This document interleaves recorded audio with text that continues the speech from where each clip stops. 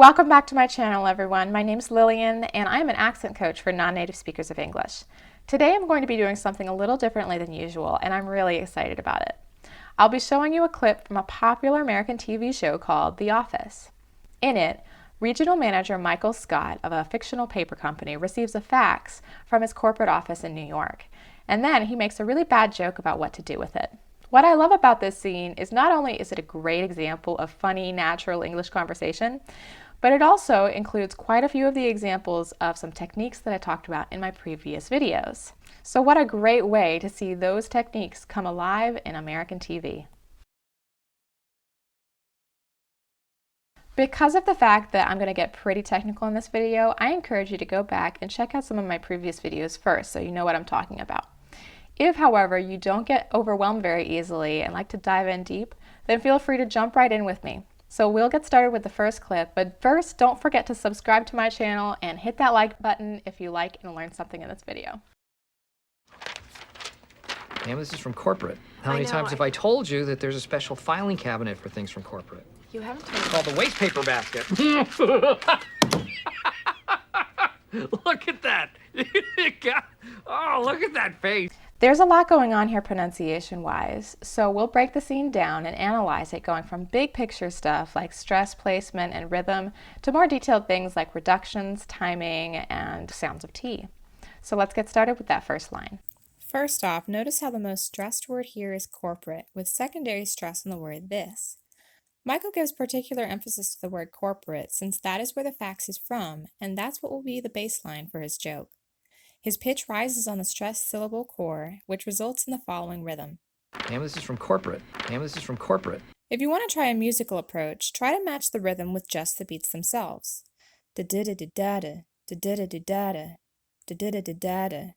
Fam, this is from corporate. If this approach doesn't work for you, no problem. Everyone learns differently. It is important, though, to try as hard as you can to listen to the timing in order to match the rhythm of natural English. Ma'am, this is from corporate. Now let's look at the word corporate. There are two things going on here. First, listen to that stop T at the end. We don't release it. Corporate, corporate. Corporate. These stop T's will come a lot today. Secondly, notice how we don't pronounce the second O. This is called a vowel drop, which sometimes happens in common words with many syllables. So instead of pronouncing the word with 3 syllables like corporate, it turns into 2 syllables. Corporate. Corporate, corporate, corporate. You can see the same kind of vowel drop happen in the word family, where the I is dropped in the middle, and in the word broccoli, where that second O is dropped as well. Family, broccoli. My family eats broccoli. Finally, I want to mention the schwas in this sentence and how they affect the overall rhythm. You'll hear that the reduced words is and from have rapid schwa sounds in them. There's also a schwa in the word corporate, but that is how the word is always pronounced 100% of the time, with the schwa in the unstressed syllable. Listen again. Ma'am, this is from corporate. This little introduction sentence is a great one to practice and try mirroring the natural rhythm of fast English. Because it might be a little bit difficult to get that rhythm at first, I encourage you to slow down as much as possible in order to get your tongue and mouth used to those quick and rapid transitions. You could go as slow as, Pam, this is from corporate, for example, and then speed it up once you get used to it. Pam, this is from corporate. Pam, this is from corporate. Pam, this is from corporate. And now for the next scene. How many times have I told you that there's a special filing cabinet for things from corporate? Here's another great example of how word stress can be used to emphasize a particular point. Now, Michael's a pretty dramatic guy, so there are 2 phrases that pop out most of all when listening to this scene. Did you catch them? If not, go back and listen again. In this next script analysis, there's a lot going on, but we'll break it down piece by piece, so hang in there with me. For the next part of Michael's joke, he stresses the phrases told you and filing cabinet, with high pitch on the stressed syllables toll and fi. Notice also how he speeds up on the other words, but slows down on those 2 phrases. Michael knows that Pam, the receptionist, doesn't understand what he's talking about, so he's really emphasizing that there's a special place for those faxes. Listen again and try to repeat these sentences, this time focusing on stressing those 2 phrases. How many times have I told you that there's a special filing cabinet for things from corporate? Now let's get down to some details. In this top line, there's a lot of linking going on between the words, including some reductions. Take a look at all those schwa reductions, for example. Let's start with how many. The rhythm is da-da-da, da-da-da, da-da-da. How many, how many, how many? Try it yourself. How many? Now that you've got that rhythm down, you can apply it to the next few words as well. Times of I, times of I, times of I. Be careful here. There's a reduction of the H from the word have, which happens all the time with this word. So instead of saying times have I, you'll drop the H and link all the words together. Times of I. Try it out. Times of I, times of I, times of I. Now you can put both of those phrases together. How many times have I? How many times have I? How many times have I? How many times have I? If this is a little difficult for you, I really encourage you to slow down the pace. Give yourself as much patience and practice as needed before moving on. Finally, we have another common reduction between the D and the Y sound in told you. The D plus the Y sound will turn into a J sound. Told you. Told you. This reduction of the D plus a Y sound to a J sound is actually quite common. It happens between words, as in the example we just looked at, as well as within words, for example, educate, graduate, and module. Here are some more examples of them between words. Said you. You said you'd be here. Glad you're. I'm glad you're here. Now try the first line all together. How many times have I told you? How many times have I told you? Great. Now let's look at the second line. There's quite a few schwas in here as well, including that schwa R that pops up in the reductions of that, there, and the article a. Here's also another example of a stop T that creates a smooth transition to the following word. If we released it, it would sound like there, and we'd lose our reduction and we'd fall out of rhythm too. So make sure you get that stop between the words that and there. There.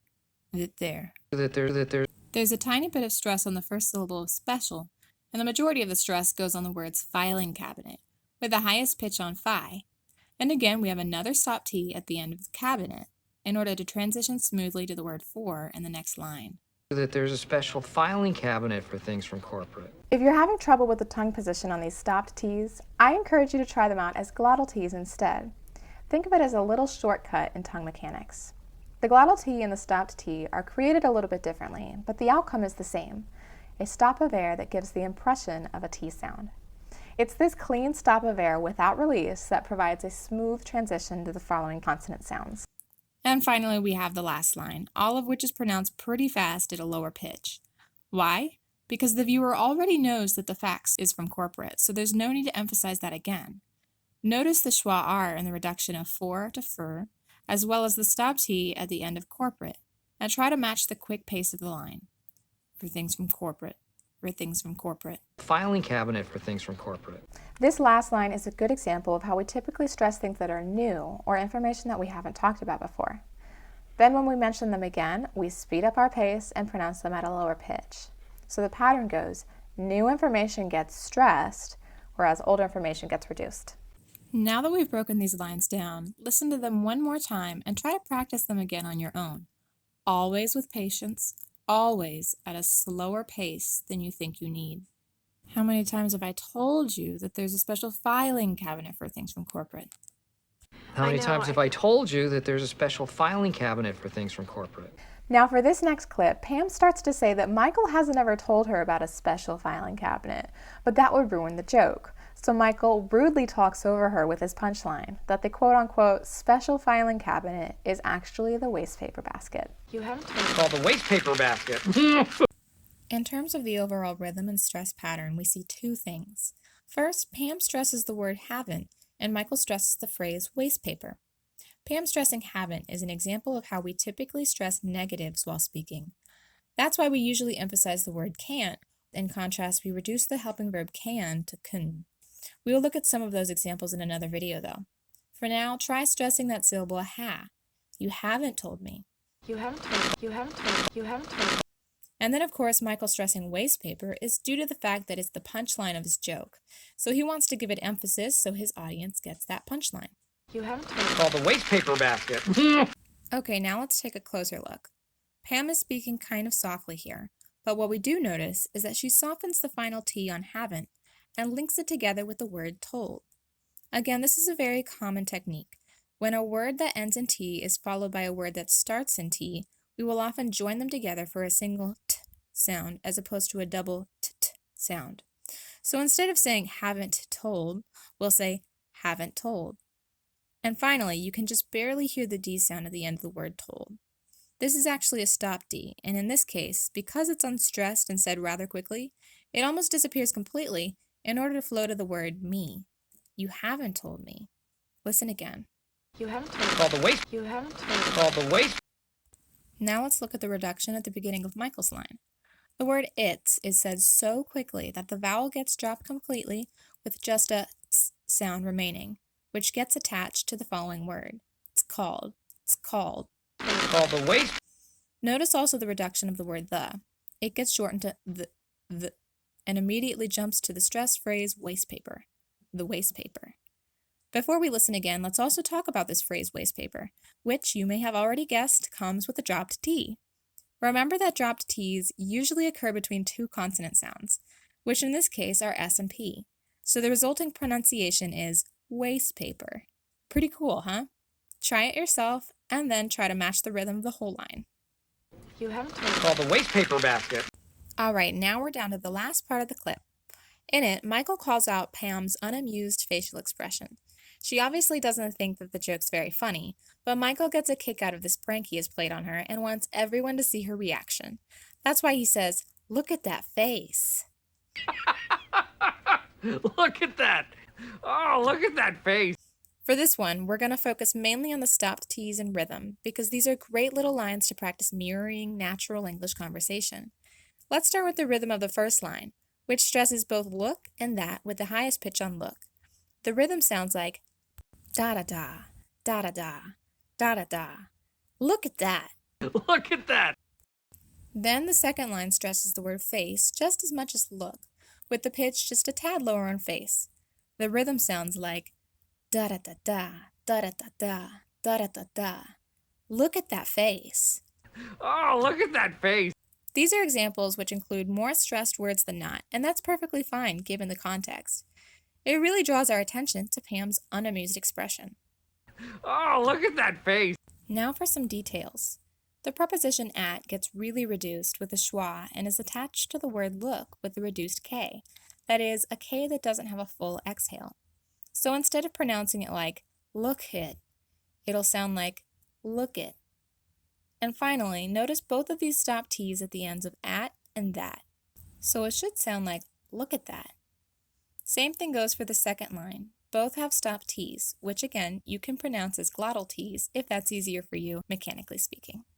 And there we have it. What a great little scene to really delve into the mechanics of natural English conversation. Let me know in the comments below what you liked about this video, or if you have questions or comments on anything that I brought up. Now, if there is anything in this video that was a little too tricky for you, please don't get discouraged. This included some advanced material, so if you've never practiced it before, it will be challenging. That being said, I have seen time and time again with each of my clients that the more we practice these techniques together, the easier and easier it gets. All it takes is practice, practice, practice, and a lot of patience with yourself. But I believe in you. You can do it if you give yourself the chance. Don't forget to subscribe for more videos like this one, and I'll see you next time. As always, best luck practicing your American accent.